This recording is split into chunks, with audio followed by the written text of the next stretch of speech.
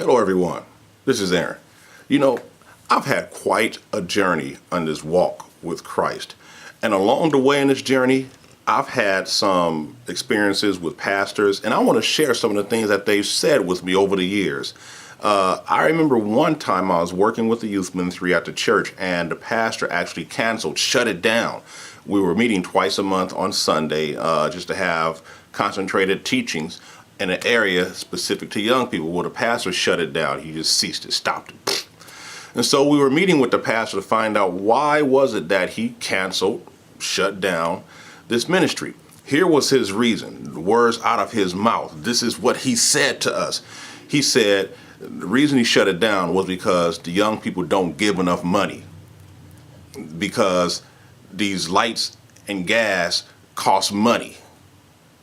That's what he said.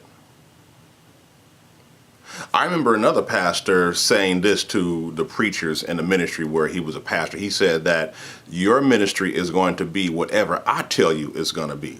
That's what he said. One pastor said something like this. Now, it's not so much that what he said, but it was the tone that he used when he said it.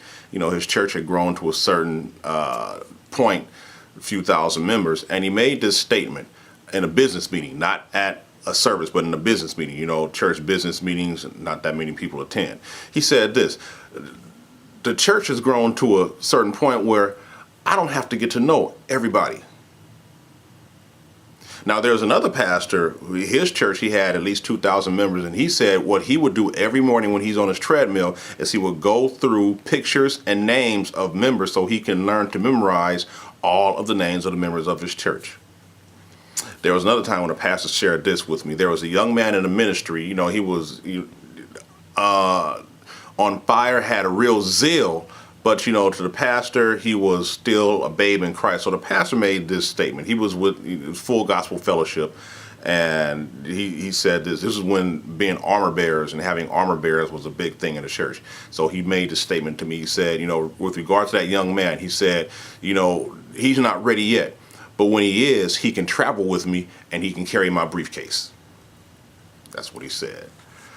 Here's something else a pastor shared with me. Well, not with me, but with the entire congregation of the church when he was talking. He was talking about one Sunday, he and his family were sitting in his office after service trying to figure out where they were going to go and eat. And someone mentioned that they should go to the Sizzler. Now, if you're not familiar with the Sizzler, it's kind of like Applebee's, except you can go get your own drinks. All right, I thought you might like that. Okay, anyway, so someone mentioned Sizzler, and the pastor's response, and he shared this with the congregation. He was like, no. Basically, here's what he said. Going to the Sizzler was beneath him, and here's why. God had blessed him and elevated him to a certain level where he no longer has to eat at those kind of establishments. He can afford to eat at, you know, the $30 buffets. That's what he was saying. So eating at the Sizzler, you know, for those of us who are on an economical budget, was beneath him. He no longer eats at those kind of establishments because he, like I said, has been elevated to a position of higher blessing. And so with me right there, the pastor, he blew it. Because on my list of places to go out and eat, Sizzler, number one. That's right. I even stopped going to the hometown buffet. So as far as me and that pastor right there, looks like we never going to get together because I'm going to be at the Sizzler. That's right. Here's something else a pastor shared with me. He was talking about Bible study in his church and how basically for what he wanted to do or what his vision was for the church, Bible study didn't fit in with it. He was big on members of the church getting connected. He was big on his word connected. And so he said in a Bible study, there's no way for people to get connected. And it's the way he said the word Bible study like it was a bad word. It's like, and Bible study. So for him, people can't get connected with each other by going to a Bible study. So he was opposed to the church having Bible studies. Yes. Those are just some of the things that pastors have shared with me over the years. Now, here's one thing I heard. Pastor didn't share this with me directly, but I heard it from a primary source. There was a function at a church, and one of the deacons invited one of his co-workers there, female co-worker, and another deacon happened to make some very strong sexual advances to this co-worker. So strong that she was to the point of getting the law involved. Yes. So, of course, the deacon talked her down and stuff like that, and, she went home. But they were in the office after that event, and they were talking to the pastor about what were they going to do, or what was the pastor going to do to discipline this deacon, because that was over the top. Here was the pastor's response: nothing. And here's why he was going to do nothing: because he was a big money giver.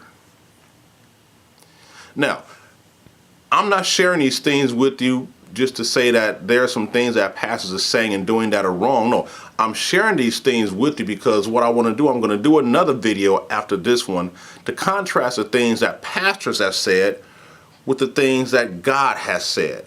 And I'm not talking about the things that God has said in His Word. I'm talking about things that God has said to me through His Spirit. Before I go, one more thing I want to share with you. I'm in a meeting with the pastor and some other members. We're talking about the youth and music. And so here's what the pastor said: it's okay to listen to all that hip hop, Snoop Dogg and all them, 50 Cent, as long as you don't let it affect your thinking. Because the pastor said, I listen to Snoop and them. Yes, he did. Well, that's all for now. Look for the next one to find out what God has said, and then you can contrast and compare it to the things that the pastors have said and make your choice. But until then, let's get right, church. Thank you for listening.